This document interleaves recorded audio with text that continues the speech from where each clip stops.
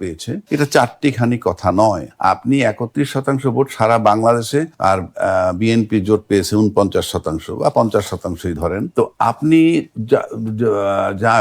বিএনপির 50% আমার কাছে সারপ্রাইজিং না।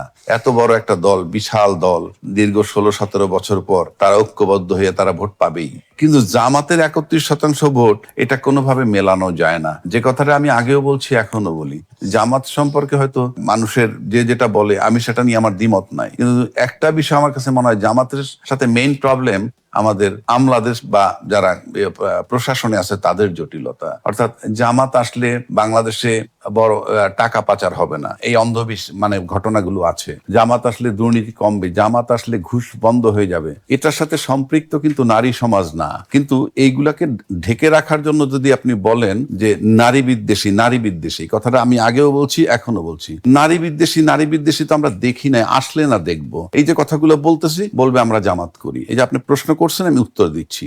নারী বিদ্বেষী বলবে কিভাবে? আপনার ধর্ষণের সেঞ্চুরি যখন জাহাঙ্গীরনগর বিশ্ববিদ্যালয় হয়েছিল, তখন ক্ষমতায় ছিল কারা? আওয়ামী লীগ। জামাত তো ক্ষমতায় ছিল না। জামাত তো কখনোই ক্ষমতায় ছিল না। বাংলাদেশের গত 53-54 বছরে, আগেও বলছি, এখনো বলছি, একজন নারী পুলিশের আইজিপি হন নাই, একজন নারী সেনা প্রধান হন নাই, একজন নারী প্রধান বিচারপতি হন নাই। ওই ক্ষমতায় তো জামাত ছিল না। সবাই প্রগতিশীল যারা ছিলেন তারাই। কই আলটিমেটলি তো সবাই নারীকেই দমিয়ে রেখেছেন। এখন বলতে পারেন নারী পার্টিসিপেট করতে, আমি চিফ তো দেখি নাই যে কোনটার চিফ হয়েছে। এবং আপনি মিডিয়ার প্রধানমন্ত্রী নারী,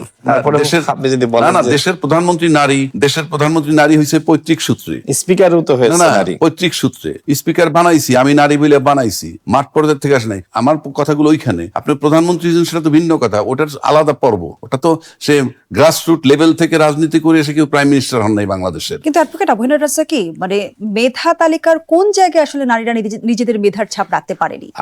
আপনি দেখবেন একটা জায়গা, আপনি যদি আরো ইয়েতে আসেন, আপনি যে কতগুলা মিডিয়া আছে, কয়টার সিইও আছে, অনেকেই আছে, যারা আছেন তারা দেখবেন হয় হাজবেন্ডের মালিক, নয় পিতা মালিক। সেটা আপনি দেখেন, এছাড়া দেখেন না। চাকরি সুবাদে গিয়া সিইও হইছে কয়টা পত্রিকার এডিটর আছে। তার মানে আপনি কি বলতে চাচ্ছেন যে নারীদের যোগ্যতা বিবেচনায় তারা ওই পোস্টে যাচ্ছে না?